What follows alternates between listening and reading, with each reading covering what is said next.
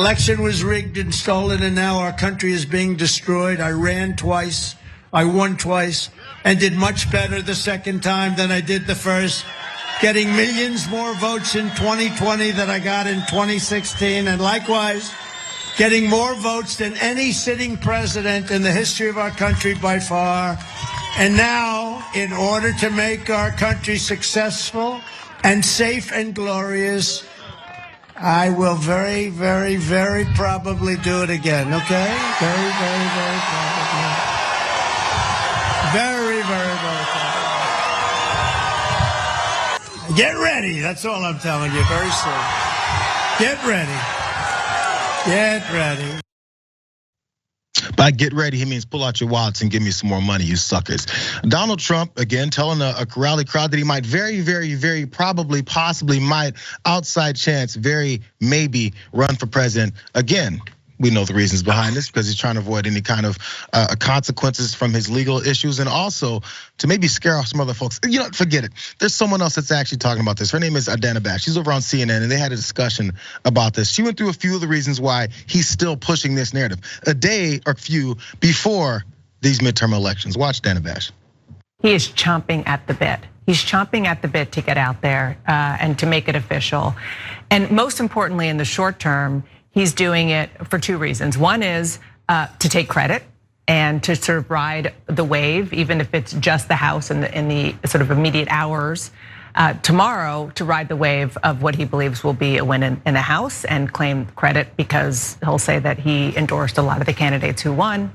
Also, he's seeing a lot of his potential opponents, Republican opponents, out on the campaign trail. Never mind DeSantis, but he's seeing Nikki Haley out there. He's seeing, Chris Sununu out there. He's seeing Mike Pence readying a book tour as soon as next week or the week after, and he wants to get ahead of all of that.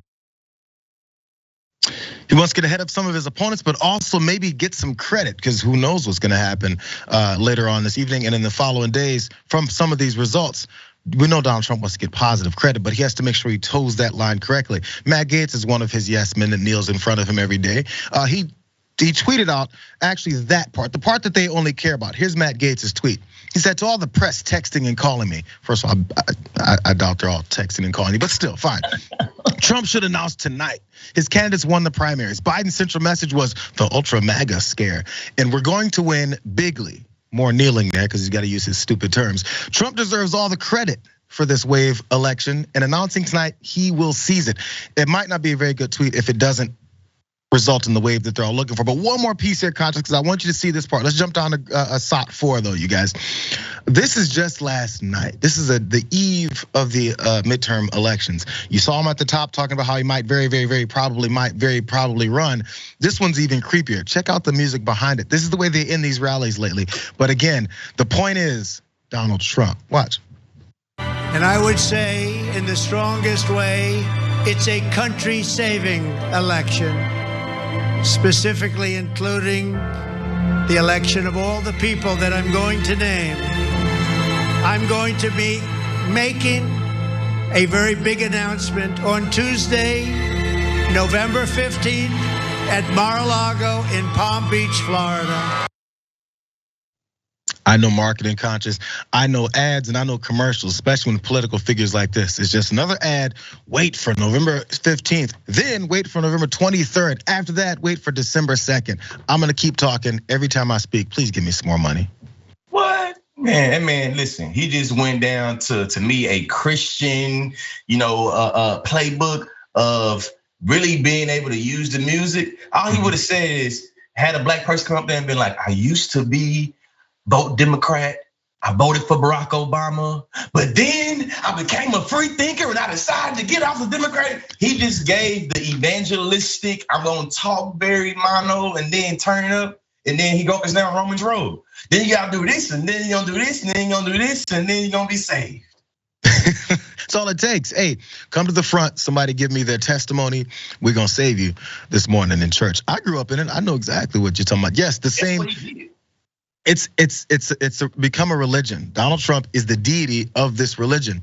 That means nothing he can do can be wrong. Nothing he can say, no policies he can back up, none of the crimes he can commit can do any wrong. So that's what the followers then seek after. They all cheered, of course, as went through the whole thing, and that's just the approach here. The question though is, I want to know this from this point, because I've been on this thought process since he lost and was talking about running again.